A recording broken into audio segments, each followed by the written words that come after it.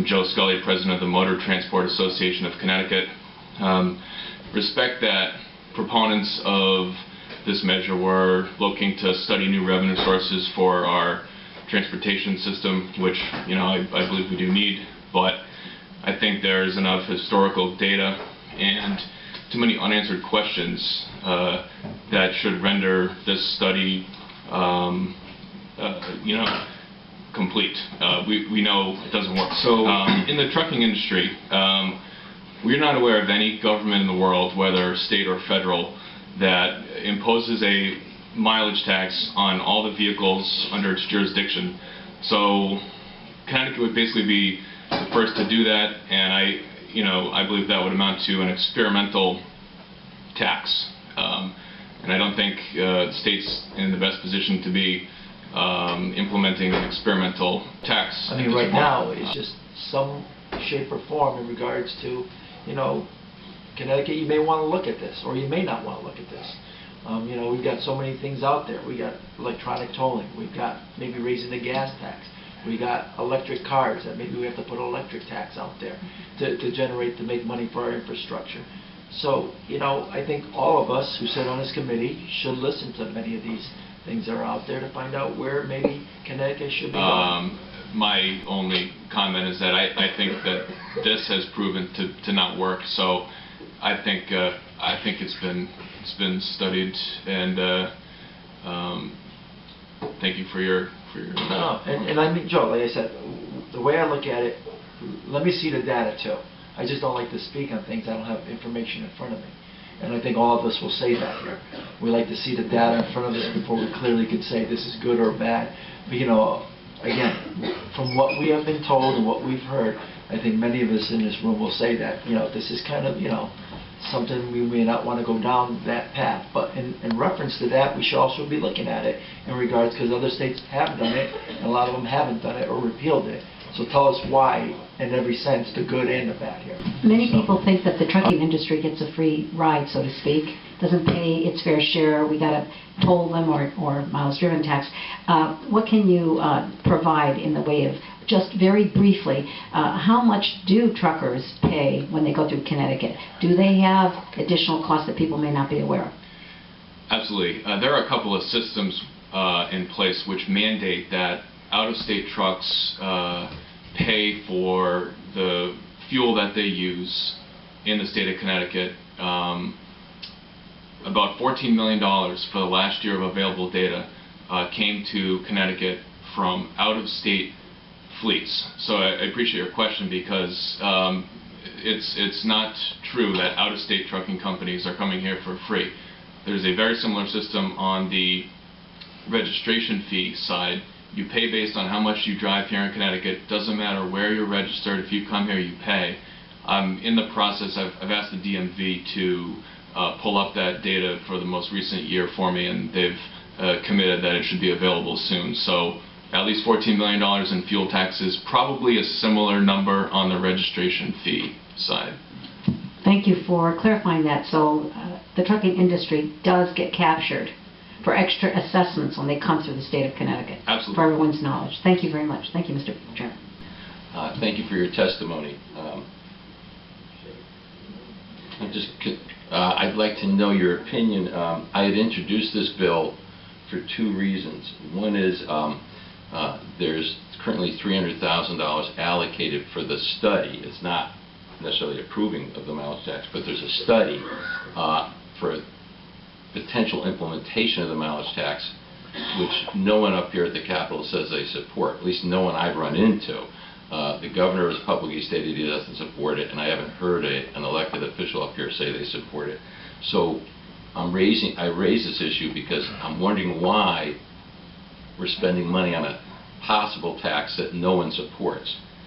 And second of all, the letter of commitment that the Department of Transportation Commissioner Redeker signed with the Federal Highway Administration outlines the goals of the study. And the goals of the study, not one of them have anything to do with whether we should implement such a tax or how good it would be or how bad it would be. It totally focuses on how to convince the public to accept it. It basically assumes that the decision's been made, which hasn't been made here in Connecticut. So I don't understand how anyone can support a study about a program that no one supports, and B, that assumes everybody supports the program. What are your viewpoints on that? Well, I would say I'm pleased that I have heard widespread bipartisan opposition to implementing this tax. So I'm pleased by that. You've heard me say I think the studies have been done, and we know that it doesn't work. I would also just respectfully offer that, again, no other government in the world has ever done this on all its vehicles. If there are businesses looking to come here, debating, do they want to come here, do they want to go elsewhere, it's probably lower on the list, but I would think that they would consider, if all of their employees have to track the miles that they drive to get to and from this job, or to go on vacation from that job, I think that would be a consideration that a corporation wouldn't want to have that type of burden put on hundreds of their employees. Really, if it could happen, what would it mean? And I don't even think we're anywhere near that. And so the funding that would go towards this, again, any kind of transportation dollar funding that we talk about going forward, or even as we do anything, we're all trying to talk about finding dollars for infrastructure. We even have lockbox bills to make sure transportation dollars stay in transportation type oriented funding. So those are the things that we have to consider going forward. The whole issue that we're focused on here today is a study that has been approved. And the study isn't about whether the mileage tax is good or bad, or what its effect is. It's a study on how to convince the public to buy into it. So I want to point that out, and that's one of the concerns I have. Also, the whole point of the mileage tax is to generate more tax revenue. It's not to cut taxes, it's to increase the take, because proponents of the mileage tax have claimed that gas taxes are decreasing for various reasons. So it's a tax, it's a concept that's designed to take more money out of the consumer's pocket as they travel, basically. It's not any kind of a deal for, it's not a good deal for consumers or drivers of automobiles at all. And lastly, in Connecticut, we have two gas taxes, unlike most states. We have the 25-cent per gallon excise tax, and then we have what's called the petroleum gross receipts tax, which, by the way, is based on a percentage of the wholesale price. So as the price of gas goes up, that tax collection goes significantly higher. And I know that when I was here 5 years ago, when the gas prices were approaching $4 a gallon, the state of Connecticut was reaping a windfall in extra petroleum gross receipts tax collections to the tune of $65 or $70 million per year. So I might not have so much of an objection about a study if it was intended to evaluate whether it's a good idea or not, but the whole study is predicated on the idea that it's a done deal here in Connecticut, that it's passed the legislature and passed the governor's signature, because it has nothing to do whether it's good or bad. It says, here's how you're going to implement it, and here's how you're going to convince the public to buy into this. And what I would like to clarify, because there have been some statements made here, this is the letter that the commissioner signed May 18th of 2016, committing Connecticut to the study. And it's in the planning stage right now, but the actual testing stage and study stage is supposed to start on May 1st. So we're a few months away. I'd like to know, are we actually committed to this to this study? And have we committed money to it or not? And if we haven't, where does that stand? We're only 2 months away from the study actually commencing, and we are in the implementation stage. So I might suggest that it would be good for the committee to look into those matters, and I would respectfully suggest that, Mr. Chair. Thank you very much for your time and your indulgence. Thank you. Any other comments? Senator Leone. Thank you, Mr. Chairman, and thank you, Senator Suzio, for some of the clarification. But I would just disagree on one or 2 points, in the sense that this is by far not a done deal. The governor may have the willingness to do something or the idea to try and fund infrastructure, but as mentioned, this still has a long way to go before coming to fruition, as the fact that the legislature would have to support and vote on this. So I would just argue that. Number two, the idea, whether it's a good idea or a bad idea, it's about investing in the infrastructure and finding the funds to do that. And if it's not this, it's another, because we have to figure out how to maintain our roads that commerce depends upon. And that's a valid debate, right? That's a valid debate that we should flesh out to make sure that we do this in the right way, and hopefully in a bipartisan way. In terms of what actually the details are, I hesitate to put words in anybody's mouths until we hear directly from the people. So I know we're going to have DOT in front of us as an agency, and I think that will be a very valid question to ask them as to where we stand. Do they have the dollars? Did they sign a document? I have not heard or seen that that is true. So I would just be cautious on how we proceed forward in terms of articulating our support or lack of support for any issues going forward. Thank you, Mr. Chairman. Maybe I've missed some of the meetings, or maybe I haven't gotten all the memos, but there seems to be from the administration a real murkiness around this whole thing. I hear a lot about, well, we're against it, it's not going to happen, it's never going to happen, or we're far from it, but then it's a vague sort of murkiness that it seems like this bill is attempting to address. It seems like this bill would statutorily put this thing to bed once and for all, and so I look forward to hearing what the DOT commissioner says and where they're at, and I'll reserve my questions for that meeting, but thank you. I couldn't agree with you more, Representative. I think when the commissioner comes in, those are valid questions and so forth. We'll be asking them in regards to where it goes from there. I have not been told that there's any money putting towards this, but again, when they come in front of us, these are the questions we need to ask. Representative Lavielle. Thank you, Mr. Chairman. Thank you very much for your testimony. That was very complete and informative. I share a town with Representative Wells. My constituents are equally horrified by the idea of a mileage tax. But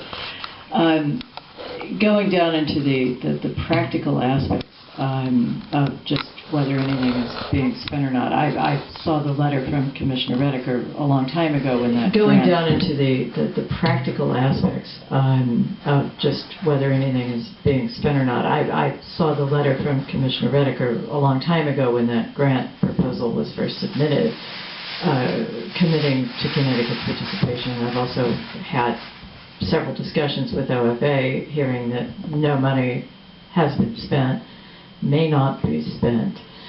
I'm surprised that no one from the administration has said no money.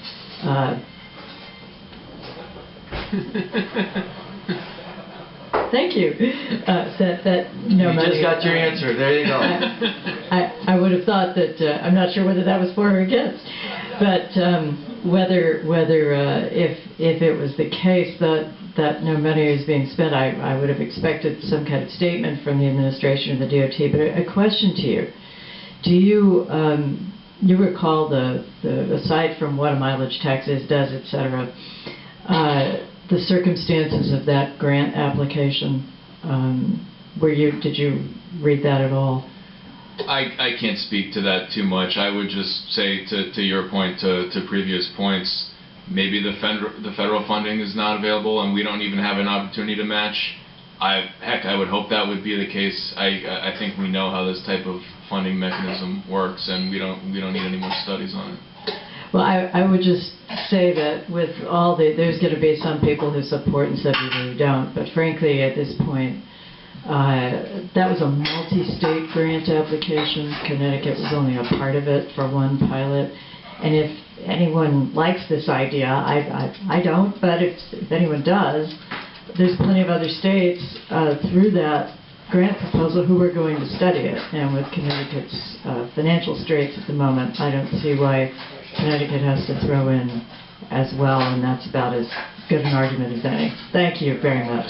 Thank you, Mr. Chairman. I'm here today to testify about two bills. One is SB 76, and one is HB 5682. Regarding the bill to defund the mileage tax study, much has been said about it. A couple things that haven't. First off, as some of the other members have said, most people seem to be against it. I've yet to find anybody in my district or in this building who will admit to being for it, yet it seems to be moving ahead anyway. Either it's got its own legs and making its own decisions, or some people are for it and just aren't admitting it. But I represent a very rural district, and a mileage tax would very heavily, disproportionately affect people in rural districts. Many people in the cities can walk downstairs and go get groceries and go get diapers. In my district, you have to get in your car and you have to drive 15 miles or so in order to get a packet of diapers. So what we're doing is we're really, by implementing this, we would be putting a much heavier burden onto the people in the rural areas. There are much better ways to address this. There are obvious problems with privacy. There are obvious problems with how it would be implemented, the cost, and all that. But the fact is that I have not seen anybody who's in favor of it, and it's moving forward anyway.